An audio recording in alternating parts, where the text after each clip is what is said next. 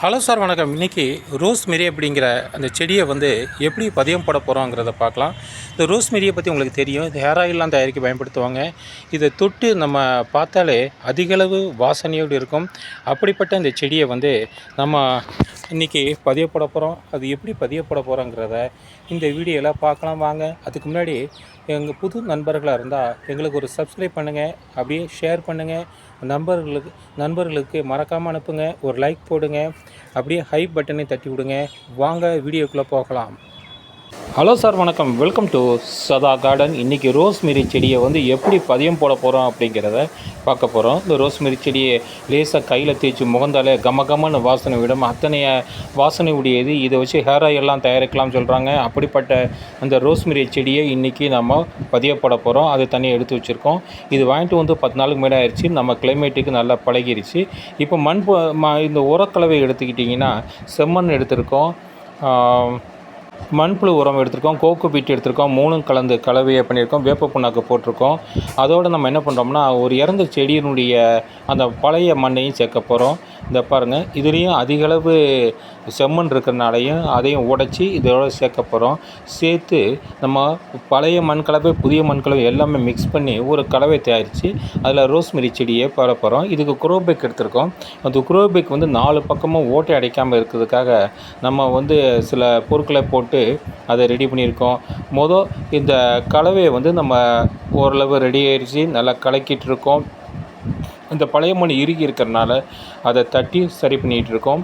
இப்போ இந்த சுற்றி 4 பக்கமும் தேங்காய் சிரட்டை அதெல்லாம் போட்டு நம்ம அதை ஓட்டை அடைக்காத அளவு பண்ணியிருக்கோம். இந்த இதில் ஃபஸ்ட்டு என்ன பண்ணுறோம்னா 4 மூலையிலையும் கொஞ்சம் கொஞ்சம் மண்ணை போட்டு அந்த நம்ம போட்ட இது நகராமல் செய்ய போகிறோம். செஞ்சுட்டு அதில் கொஞ்சம் மணலை தான் நிரப்பணும். ஓரளவு மணலை நிரப்பிட்டு அதுக்கடுத்து நம்ம அந்த வாங்கி வச்சுருக்கிற அந்த ரோஸ்மெரி செடியை கட் பண்ணணும். கட் பண்ணி அதை போட போகிறோம். இந்த பாருங்கள், 4 மூலையிலையும் நம்ம மண்ணை போட்டுட்ருக்கோம். இந்த பாருங்கள், அந்த நகராமல் இருக்கிறதுக்கு அந்த ஓட்டையை அடைக்காமல் இருக்கிறதுக்கு ஏற்பாடு பண்ணுறோம். இந்த பாருங்கள், அந்த 4 மூலையில் 4 மண்ணை போட்டோம். கொஞ்சம் 1 இன்ச்சு 2 இன்ச்சுக்கு அந்த மணலை போட்டு அதுக்கடுத்து என்ன பண்ண போகிறோம்னா ரோஸ்மெரி செடியை பண்ண போகிறோம். அதை வேர் கட் பண்ணாமல் எடுக்கணும். கீழேருந்து கட்டரை பயன்படுத்தி நம்ம அப்படியே மெல்ல எடுக்கிறோம். அதை எடுக்கிறத நீங்கள் பார்த்துட்ருக்கீங்க. கொஞ்சம் கொஞ்சமாக அதை நம்ம எடுத்துகிட்ருக்கோம். இந்த பாருங்கள், எடுத்து முடிச்சிட்டோம். இப்போ ரோஸ்மெரி செடியை வேறு அடிப்படாமல் எடுத்துட்டோம். எவ்வளோ அழகாக எடுத்துருக்கோன்னு பாருங்கள். ஃபுல்லாக செம்மண்ணில் தான் அவங்க பண்ணியிருக்காங்க. இதை சென்டர் பண்ணி வைக்கிறோம். அந்த க்ரோபேக்கில் சென்டர் பண்ணி வச்சு அதை சுற்றி நம்ம மணலை போட போகிறோம். இந்த பாருங்கள், கொஞ்சம் கொஞ்சமாக மணலை போட்டுருக்கோம். இது ஒரு சிறந்த மண்கலவைங்க. செடி சிறப்பாக வளரும். ரோஸ்மெரிக்கு ஏற்ற மண்கலவை இது தான். இதை நம்ம சுற்றி போடுறோம். அந்த ரோஸ்மெரியில் எவ்வளோ தூரம் மண்கலவை அவங்க வச்சுருந்தாங்களோ அந்தளவுக்கு போட போகிறோம். ஃபுல்லாக போட தேவையில்லை. ஏன்னா அப்புறம் நம்ம உரம் போடுவோம், மண்புழு உரம் போடுவோம். இதெல்லாம் போடும்போது கொஞ்சம் கொஞ்சமாக அந்த மண் வந்துடும். அதனால் நம்ம பாதிக்கு மேலே போட தேவையில்லை. இப்போ அதுக்கு உயிர் தண்ணி கொடுக்குறோம். செடிக்கு சுற்றிக்கே நம்ம தண்ணி ஊற்றி அதுக்கு உயிர் தண்ணி கொடுக்குறோம்.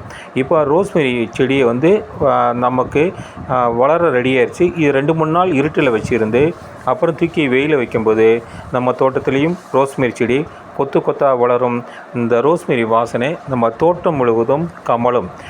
இப்போ ரோஸ்மெரி செடிக்கு தண்ணி ஊற்றியாச்சு. தண்ணி கீழே வடிஞ்சு வர வரைக்கும் ஊற்றணும்.